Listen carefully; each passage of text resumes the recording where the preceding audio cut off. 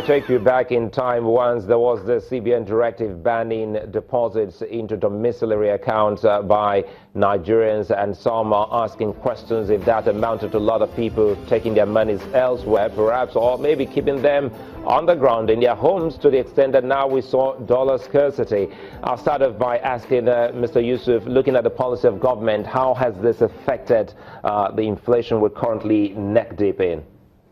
Yes, there are some major policy shortcomings which has aggravated the situation that we find ourselves. Don't forget, we are not the only oil-producing country. So how come that our situation seems to be much worse than what we have in many other oil-producing countries? So it means that there must be some domestic policy issues that we are not getting right, which I think we need to begin to review. I'd love you to highlight some. The first is the foreign exchange policy. Now, exchange rate is a price. And a price is determined by variables on the demand side and variables on the supply side. Now, if there is too much of demand, the pressure and all of that, that could cause a depreciation in the currency. And what we have seen over time is the concentration and focus on managing the demand. And even as it is, we don't have a foreign exchange market.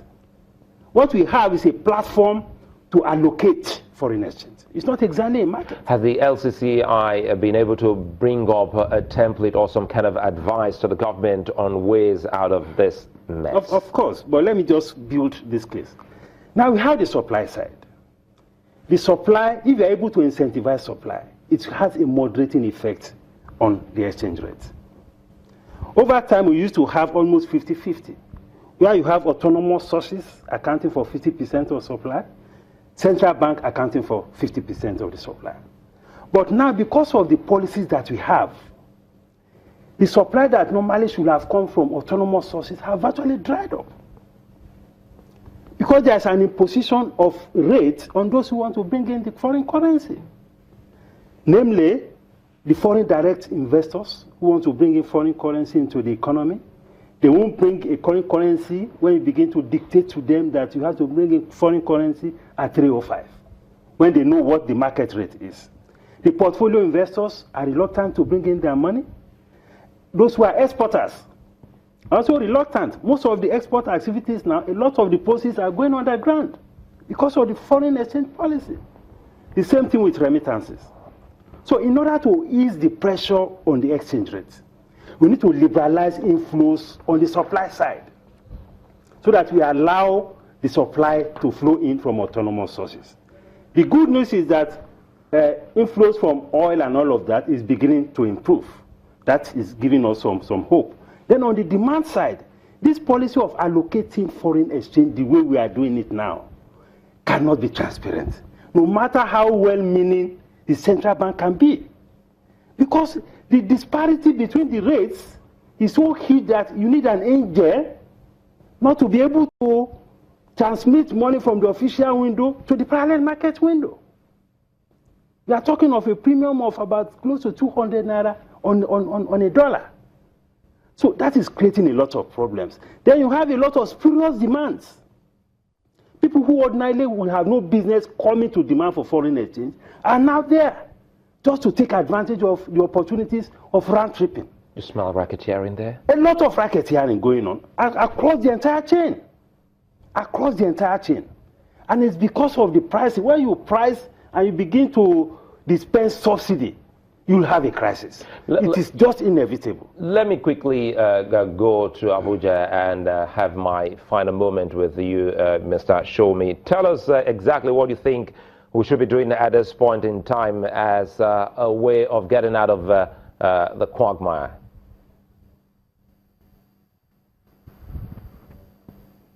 You see, like I emphasized the other time, the fundamentals of the economy starts with production, whether of goods and services. Then we talk about distribution, then we talk about exchange. The part with respect to the CBN activities is exchange, and there is no doubt that there is a lot of, for want of a better word, foolish activities and policies being exhibited within the Apex Bank. But having said that, the solution is actually that our income, in terms of capacity to generate forex need to significantly increase. That will, in a long way, make nonsense of whatever anomalies that is currently going on. As of today, there are certain people who engage in forex exports from our foodstuffs.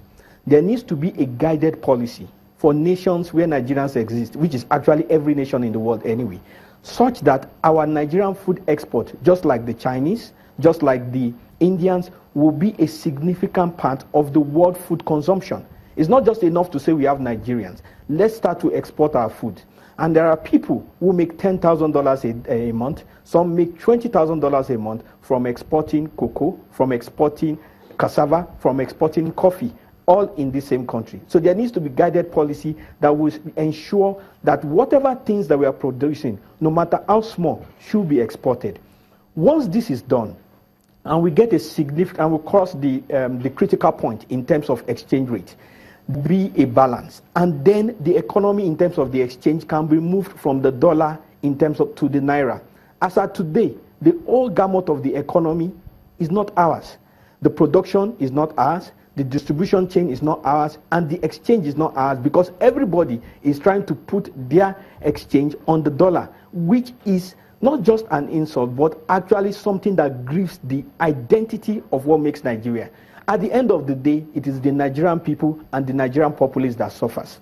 So, like I've said, the way forward is that there needs to be a significant export drive. There needs to be incentives. There needs to be policies that will ensure that's good a place. Nook and cranny. That's good a place for us to wrap it there. Production. Olabode Sowunmi, I'm afraid that that's all we can take from you. Man, thanks for speaking with us on State of the Nation today. Quickly, if we can do this in 30 seconds, Mr. Yusuf, I was asking if there was anything from the LCCR to the government, like a template, like an idea, like a solution, like some points that can take us out of this mess. Have you done any? We have made representation on the foreign exchange policy.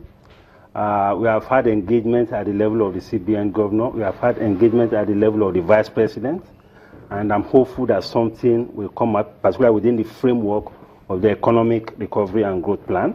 We also have made engagement on the area of monetary policy, particularly interest rate policy, because cost of fund is part of the drivers of the current cost of goods and services. We are hoping that subsequently the CBN will begin to look at how some of this monetary policy could also be relaxed, so that interest rates, cost of funds to those who are in production could also go down.